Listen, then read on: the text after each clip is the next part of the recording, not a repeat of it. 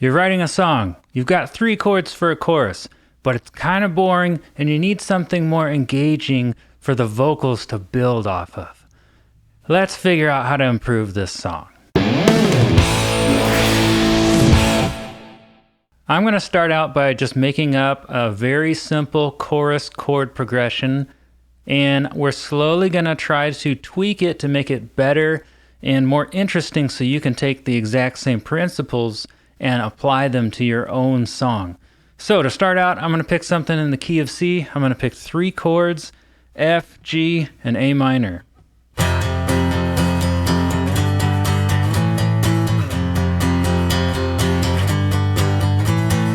Of course, you can play the non-power chord version too to make it sound a little bigger if you want.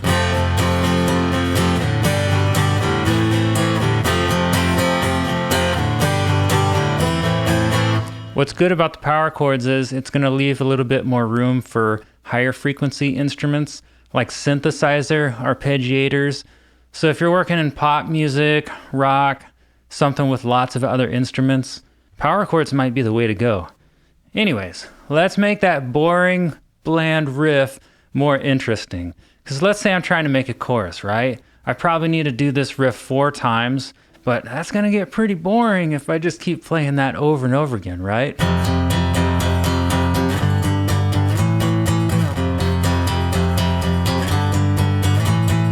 Are you bored yet? Because I got to do that 2 more times.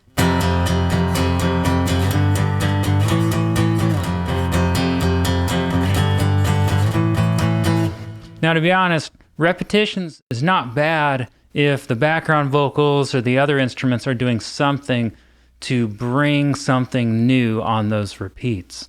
But if we're just trying to start with a guitar and make it cooler, why don't we change up the rhythm a little bit? What if I switch to the next chord on the and of 4, just a little bit early before the next measure to add some rhythmic oomph?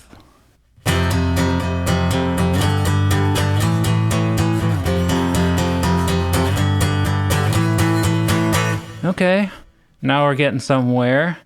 Well, still, if I'm going to play that 4 times in a row, that might get a little bit stale, right? Well, what else can I do? Maybe I can add a little change up on the second repeat.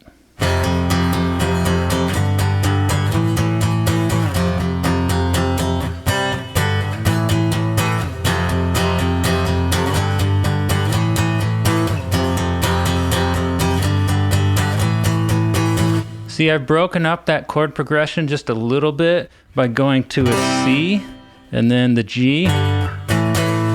And even the rhythm is just a little bit different.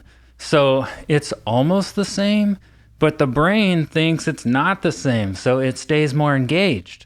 See, I've read some studies in the past about pop music and what makes a song really catchy, and part of what it is it challenges the brain, and the brain's trying to solve the song like a puzzle. So if you're just doing the same thing all the way through the song, well, the brain gets bored, so the song doesn't have as much replay value and people don't keep returning to it. And you need people returning to it to trigger the Spotify algorithm, because part of what triggers it's not just volume of listens, it wants to see returning listeners. So let's challenge the brain a little bit so that people want to listen to the song over and over again, so that Spotify will promote you to more listeners. Now, we just added that little rhythmic change on the second repeat of the chorus chords. Now that's something that you might actually save until the second chorus, because that would make your first chorus and your second chorus not just sound like a cut and paste job, right? Well, what else can we do? I think when you get to the end of the chorus, you're going to find that you can do something cooler to lead into the next section of the song. So maybe instead of repeating that a 4th time, you change it into a turnaround. Maybe you switch the order of the chords. So instead of going F, G, A minor, maybe you go F, A minor, G. See that G, well, that's the fifth of the scale. So that might lead back into a verse riff better. I mean, your verse is probably going to either be based around C in the key of C or A minor, the minor version of the key of C. So we're trying to lead back to there to connect that chorus to the next riff of the song. We're transitioning, and a good way to do that is sometimes through the fifth, which would be G. So let's see what that sounds like. Play the whole chorus.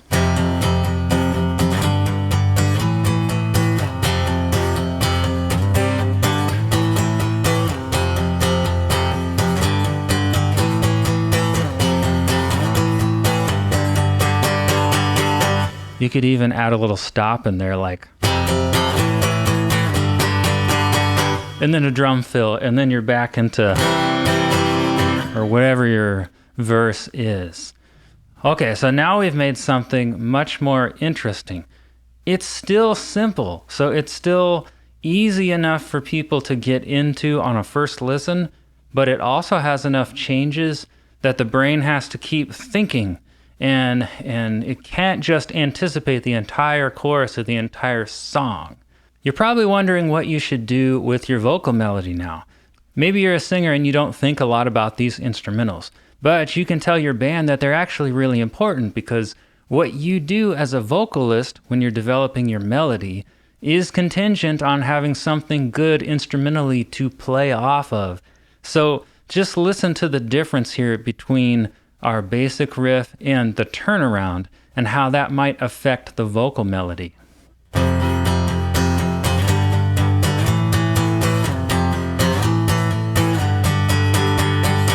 You can see that when we get to that turnaround where we reverse the chords, that is actually going to open up new vocal melody possibilities for you. So if you're stumped on your vocal melody, well, maybe you need to actually go look at the chords of the song first and do some tweaking, because that's going to change where that vocal melody goes and how it leads into the next verse. Those two things, the vocal melody and the instruments, the chords behind it, should go hand in hand. So don't neglect the chords and the rhythms and the instruments, even if you're just a singer-songwriter and a vocalist. You got to make them work both together to maximize the engagement of the song.